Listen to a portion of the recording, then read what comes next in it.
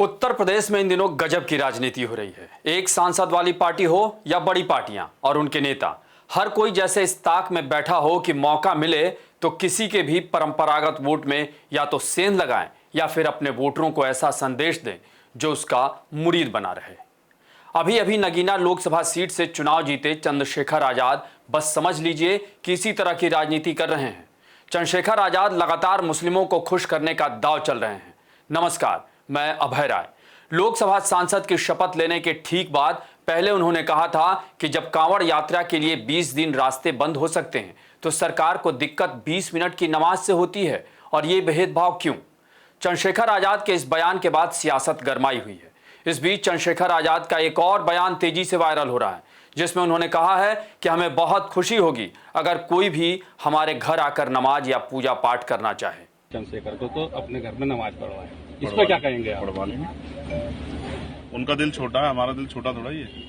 अगर किसी को भी किसी के धर्म को, इबादत को करने में, पूजा प्रार्थना करने में परेशानी आए और हमारे घर की जरूरत पड़े तो अपने आप को खुशनसीब मानेंगे। तो सुना आपने चंद्रशेखर आजाद का ये बयान।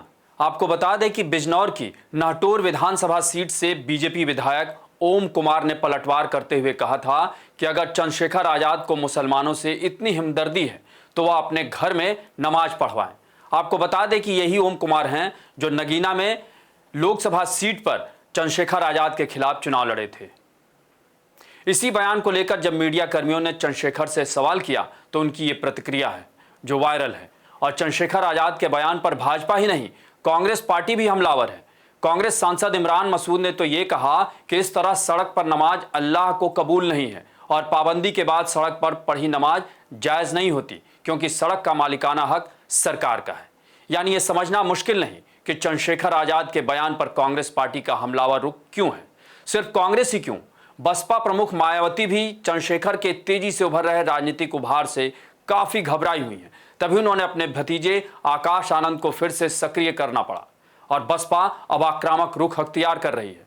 दरअसल चंद्रशेखर आजाद ने अपनी बनाई आजाद समाज पार्टी कांशीराम के टिकट पर नगीना लोकसभा सीट से चुनाव लड़ा और जीता भी, वो भी ऐसे माहौल में जब यूपी में इंडिया गठबंधन बनाम एनडीए का मुकाबला था और अखिलेश यादव ने चंद्रशेखर को नजरअंदाज कर दिया था। फिर भी नगीना सीट पर भाजपा, सपा, बसपा की तगड़ी टिकड़ी के बावजूद चंद्रशेखर आजाद ने थोड़े नहीं बड़े मार्जिन यानी करीब 1.5 लाख वोट से चुनाव जीता।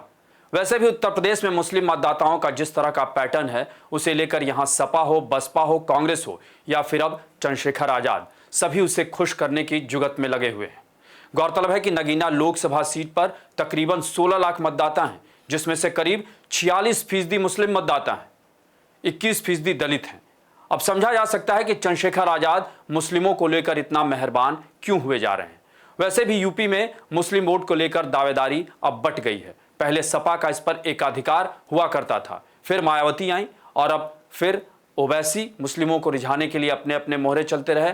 और इससे पहले कांग्रेस जो है मुसलमानों की सबसे बड़ी रहनुमा हुआ करती थी और अब भी वो मुस्लिमों का रहनुमा होने में कोई कसर नहीं छोड़ रही है। तो आप समझ सकते हैं कि उत्तर प्रदेश में मुस्लिम राजनीति को लेकर किस तरह से पार्टियां अपने अपने दाव चल रही हैं, अपने अपने मोहरे चल रही हैं, और चंद्रशेखर आजाद की मेहरबानी मुसलमानों को लेकर समझा जा सकता है।